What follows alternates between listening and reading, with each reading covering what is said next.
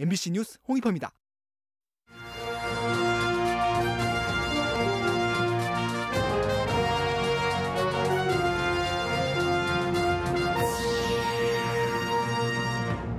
청주의 한 영어학원에서 10명이 넘는 확진자가 나왔습니다. 개학 한 달 만에 등교 수업을 중단한 학교가 속출했습니다. 충청권 메가시티가 경제 분야에서 첫 발을 내디뎠습니다. 벤처 펀드를 조성해 투자를 끌어오겠다는 전략입니다. 음성군이 4년 안에 공동주택 2만 3천 가구를 공급하겠다고 발표했습니다. 인구 유치 전략을 일자리에서 주거로 전환했습니다. 어린이집 아동학대가 의심되면 CCTV 열람을 보장하라는 요구가 커지고 있습니다. 정부도 대안 마련에 나섰습니다. 여러분 안녕하십니까? 청주의 한 학원에서 재원생만 2자릿수의 집단 감염이 발생해 이들이 다니던 학교들도 모두 비상입니다. 각 학교마다 무더기 전수검사에 나섰고 개학 한 달 만에 정상적인 등교나 등원 중단도 속출하고 있습니다. 보도에 심충만 기자입니다. 재원생이 70여 명인 청주의 한 외국어 학원. 지난 26일 이상 증세를 자각한 한 고등학생을 시작으로 전수검사 결과 학생과 강사 등 모두 10명 넘는 확진자가 줄줄이 나왔습니다. 당장 이들이 다니던 학교만 초중고를 합쳐 모두 8곳. 즉각 전교생 원격 수업으로 모두 전환됐고 최소 수십에서 수백 명에 이르는 교내 접촉자들이 집단 검사에 들어갔습니다. 이들 중 한 학교에선 해당 학원과 관련 없는 또 다른 학생이 무증상 확진 판정을 받기도 했습니다. 1000명 이상은 검사를 했고 학교 상황에 따라 인원이 많게는 600~700명 한 학교에 그렇게 검사 대상이 늘어날 수 있는 상황이긴 해요. 이 밖에 교회발 집단 감염 여파로 학생 3명이 확진된 증평 일대에선 개학 한 달 만에 관내 모든 일선 학교가 사흘에서 열흘까지 전교생 등교를 중단했고 학생 확진자가 나온 음성에서도 2개 학교가 전교생 등교를 이틀 중단하는 등 충북도 내 30여 개 학교가 정상 등교 수업에 차질을 빚고 있습니다. 기준이나 지침은 현재 나와 있는 지침을 따라서 운영이 되고 있습니다. 그래서 확진자가 나온 학교 같은 경우는 일주일간 원격 수업으로 전환해서 충청북도교육청과 청주시는 곧바로 2,000곳에 이르는 청주시 내 모든 학원과 교습소를 상대로 방역수칙 이행 여부를 전수조사할 방침입니다. MBC 뉴스 심충만입니다. 교회발 코로나19 연쇄 감염이 발생한 증평에서 이번엔 외국인 집단 감염이 발생했습니다. 증평구는 증평읍의 한 원룸 건물에 모여 사는 동일 국적 외국인 10명이 한꺼번에 양성 판정을 받았다고 밝혔습니다. 이들은 모두 20대로 8명은 대학생이며 서너 명씩 다른 방에 거주하면서 식사와 모임을 함께 해온 것으로 조사됐습니다. 충청북도가 입법 예고한 자치경찰 사무를 정하는 조례안을 두고 2라운드 공방이 시작됐습니다. 자치경찰 사무를 정할 때 충북경찰청장의 의견을 들어야 한다로 할지, 들을 수 있다로 할지가 쟁점인데요. 한 주도 바꿀 수 없다는 충청북도 앞에서 충북경찰이 이례적으로 1인 시위까지 나서며 갈등이 격화되고 있습니다. 조미애 기자가 보도합니다. 자치경찰 사무를 정할 때 충북경찰청장 의견을 반드시 들어야 한다는 경찰의 요구에 대해 충청북도는 정부의 표준 조례안부터 잘못됐다며 강경합니다. 다만 입법 예고 기간에 다양한 의견을 검토해 종합적으로 판단하겠다고 여지를 남겼지만 여전히 입법 취지에 맞지 않는다는 입장입니다. 조례를 자치단체가 정할 수 있는데 그걸 경찰청의 의견을 반드시 들어서 해야 된다는 것은 그냥 상식적으로도 입법권을 침해했다고 볼 수 있는 겁니다. 자치경찰 예산 부담에 대해서도 충청북도와 충북경찰청은 지자체 부담이냐, 국가 부담이냐를 두고 맞서고 있습니다. 근거가 되는 법 조항도 서로 다릅니다.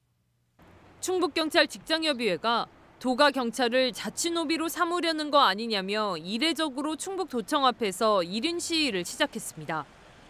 다음 달 1일에는 충청북도를 규탄하는 기자회견을 열겠다며 75년 만에 집회 신고까지 한 상황입니다.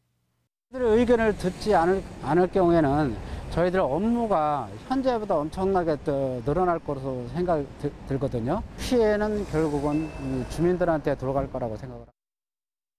표준 조례안을 놓고 정부, 시도의회, 지자체마다 서로 다른 목소리를 내면서 석 달 앞으로 다가온 자치경찰제가 제대로 시행될 수 있을지 우려의 목소리가 높아지고 있습니다. MBC 뉴스 조미입니다.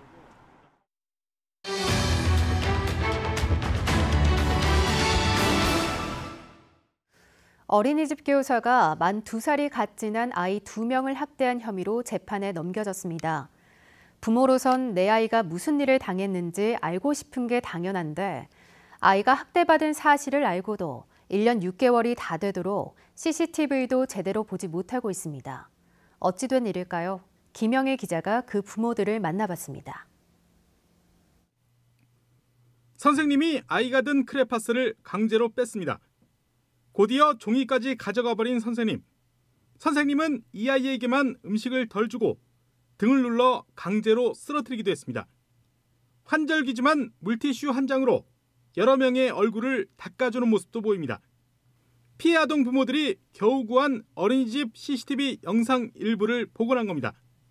그때 당시에 제가 진짜 몰랐던 거 지금도 계속 뼈저리가 후회하죠. 아이한테 미안하기도 하고. 하루 반나절 분량밖에 안 되지만 10건이 넘는 학대가 확인됐고 피해 아동은 지금도 심리치료를 받고 있습니다. 놀잇감이나 사람한테 이제 관심 보이기보다 필기구를 내내 계속 이렇게 집착하면서 필기구의 안정감을 보이려는 부분들이 있었습니다.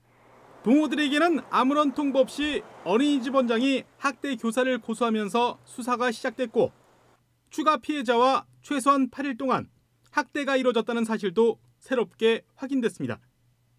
뒤늦게 수사 사실을 알게 된 부모들은 학대 장면도 확인할 수 없었습니다. 이번에 아동학대가 당한 걸 알게 됐다. 그러니 CCTV 좀 보여주세요. 부탁드릴게요. 했더니 지금 제가 아파서요. 병원에 있어서 이따 연락드릴게요. 그때부터 연락이 두절이 되는 거예요. 나중에 원장은 기간이 너무 지나 영상이 지워졌다고 했고 경찰은 수사 기록을 검찰에 넘겨야 한다며 보여주지 않았습니다.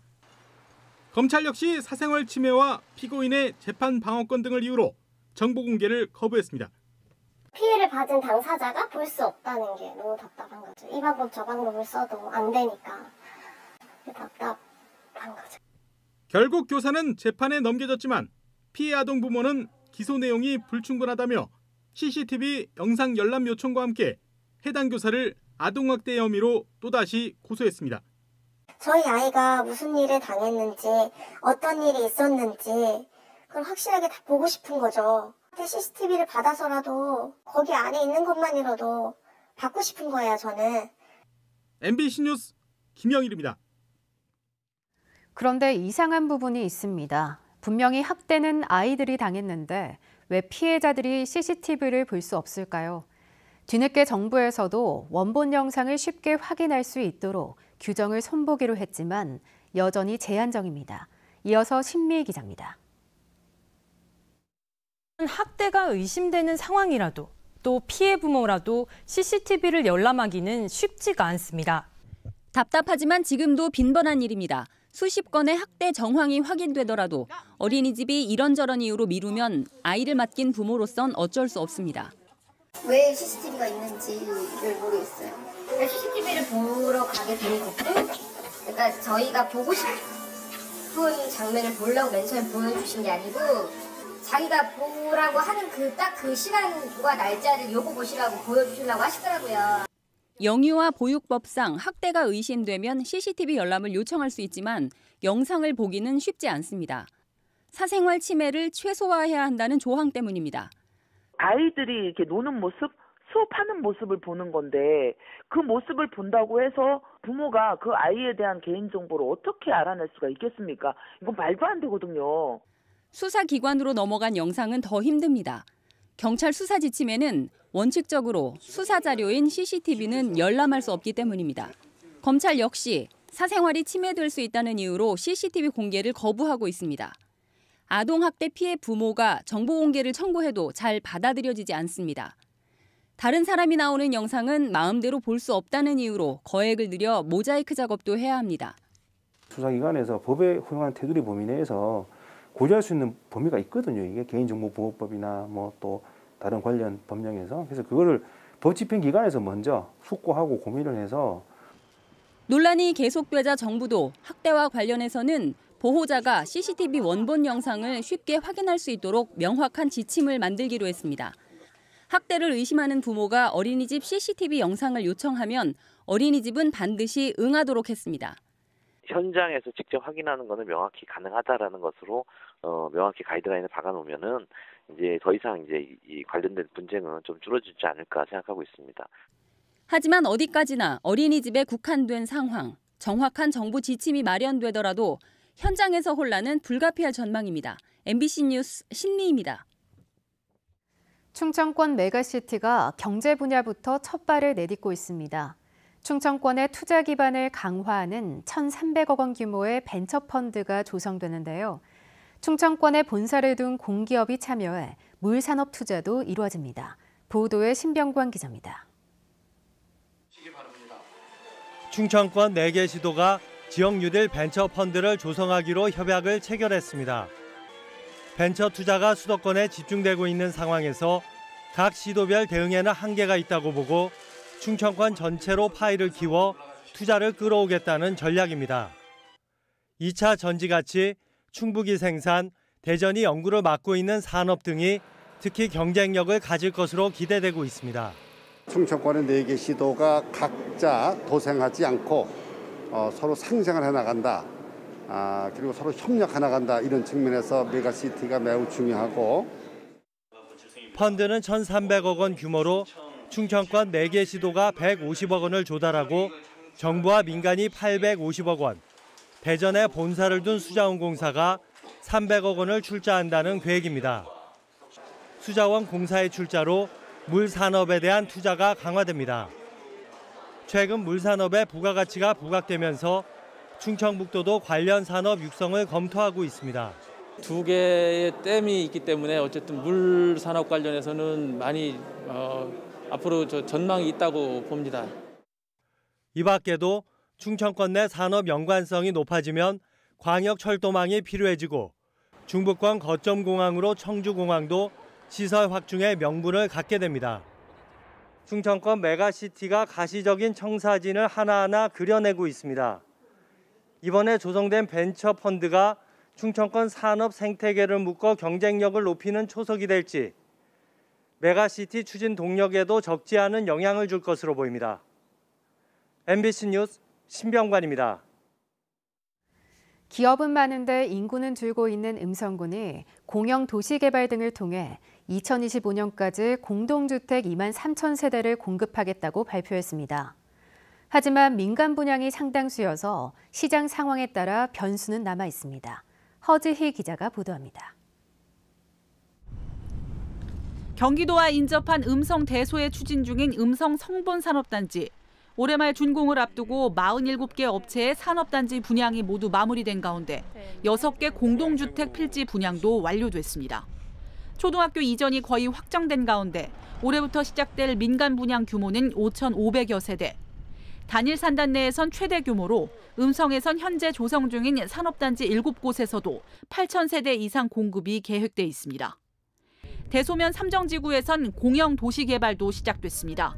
주거지와 인접해 있지만 기존 여건으론 도시 확장이 어렵다고 판단해 음성군 주도로 기반을 건설하기로 한 겁니다. 작년 10월부터 착수를 해서 내년 말까지 목표로 지금 진행 중에 있습니다. 금년 상반기까지는 문화재 발굴 조사가 완료될 것으로 예상이 됩니다.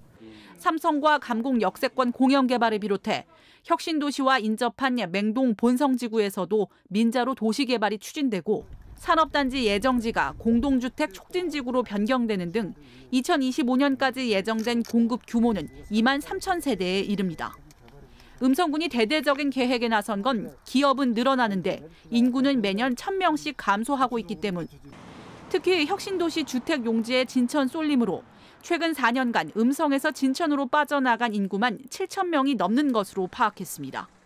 투자 유치를 통한 일자리 창출 효과가 인구 증가로 이어지는 선순환 구조로의 전환을 위해 또 최근 비규제 지역인 혁신도시를 중심으로 매매 건수가 1년 전보다 18배 가까이 늘고 매매가도 30% 넘게 급등하는 등 대내외적인 환경도 변했습니다.